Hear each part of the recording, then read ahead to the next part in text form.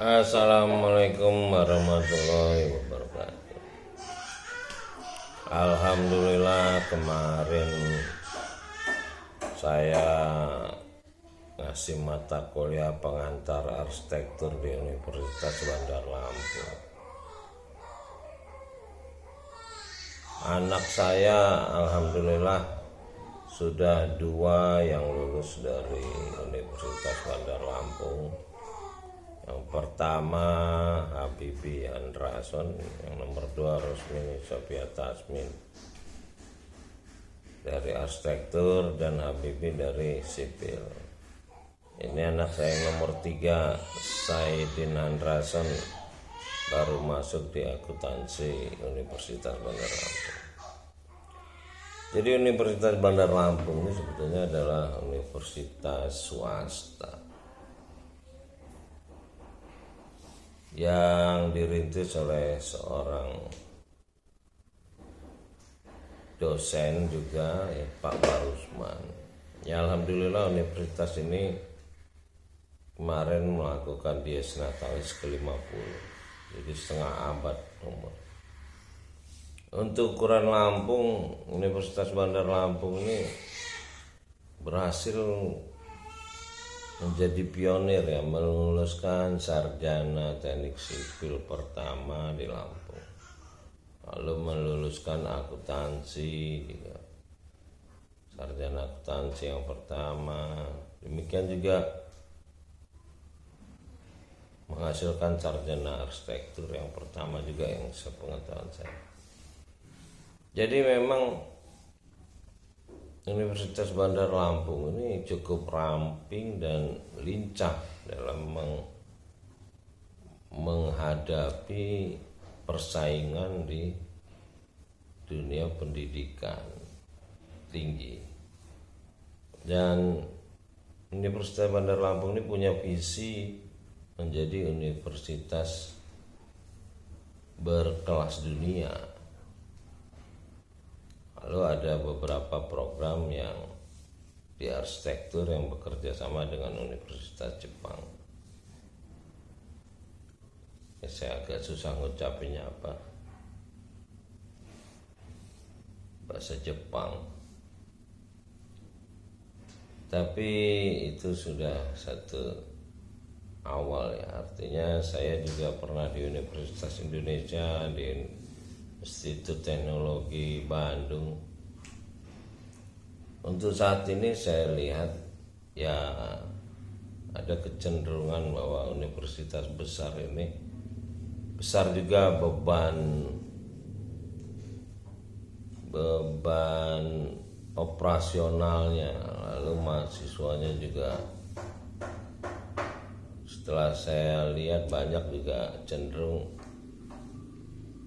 juga tamat, ya, mencari kehidupan pribadi lah, tidak juga terlalu berpikir tentang bangsa negara ini. Ya, banyak mantan aktivis di ITB itu, ya, ujungnya ya mencari kehidupan untuk pribadi. Nah, dari sini kemarin saya temu sebagian mahasiswa arsitektur senior di Universitas Bandar Lampung. Saya melihat mereka bernyanyi dengan sekuat tenaga. Lalu saya samperin menjelang maghrib. Saya bilang, energi kalian ini berlebih.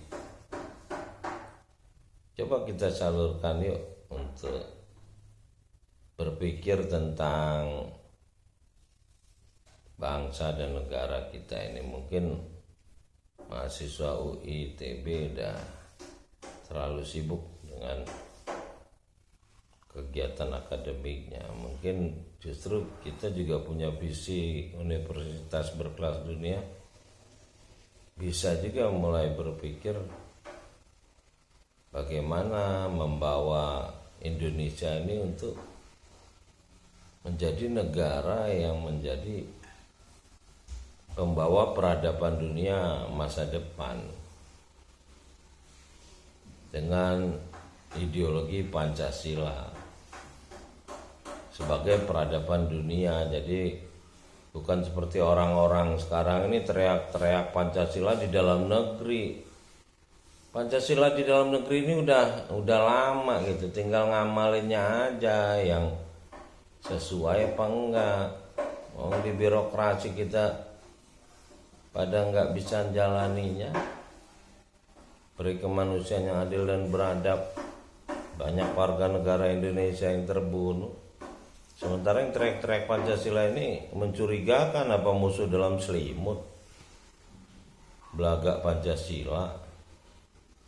Ya kalau memang Pancasila ya tunjukin aja dengan perbuatan, nggak usah diteriak-teriakin, karena itu udah lama kita bicara Pancasila mulai dari SD.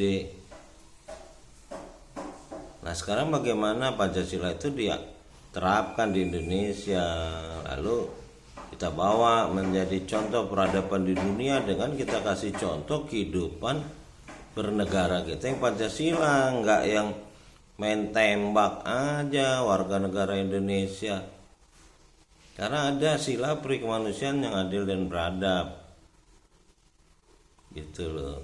Lalu juga ada permusyawaratan.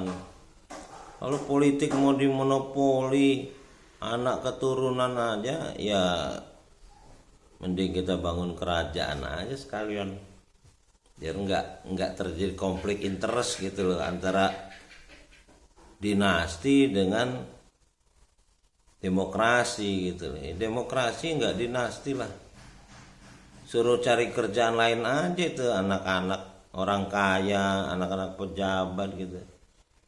Ngapain harus mewarisin tahta politik orang tuanya?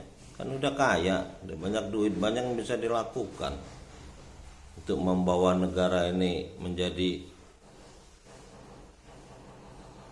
bangsa dan negara yang kelas dunia kayak Habibie dan anak-anaknya itu berjuang di dalam dunia profesi, malah dapat kendala dari pemerintah segala macam. Sementara pemerintah kita makin lama makin oligarki yang bukannya makin berkembang demokrasinya, kekuasaan mau muter-muter di antara mereka aja, elit ini. Ya udah jadi raja aja sekalian, kita bikin kerajaan Indonesia gitu loh. Bunuh-bunuhan gara-gara kekuasaan politik itu mulai dari zaman Banten kerjasama dengan Belanda itu udah mulai terjadi kisruh di keluarga-keluarga kerajaan oleh campur tangan Belanda ini. Karena yang generasi berikutnya mulai kemaruk gitu akan kekuasaan. Ya, contoh di keluarga Ken Arok lah, bunuh-bunuhan satu emak. Ya itu jadi kita punya contoh-contoh yang tidak berperi kemanusiaan di negara kita ini. Kayak gerakan G30 SPKI itu 6 juta jiwa yang meninggal. Itu kalau bukan primitif apa namanya? Nah disinilah tantangan kita untuk mengamalkan Pancasila itu sesuai dengan sila-silanya loh. Peri kemanusiaan yang adil dan beradab, berarti kita ini nganggap manusia itu penting, bukannya dibantai seenak-enaknya aja. Ada orang yang mau ngangkat hak asasi manusia kayak Munir, malah dibunuh lewat orang-orang birokrasi. Itu kan luar biasa gitu ini. Jadi saya mengajak mahasiswa saya itu di Universitas Bandar Lampung, jurusan arsitektur, untuk kita berpikir positif, membawa negara ini menjadi salah satu pionir dalam peradaban beri kemanusiaan yang adil dan beradab dengan Pancasila sebagai ideologi dunia akhir zaman. Amin ya rabbal alamin.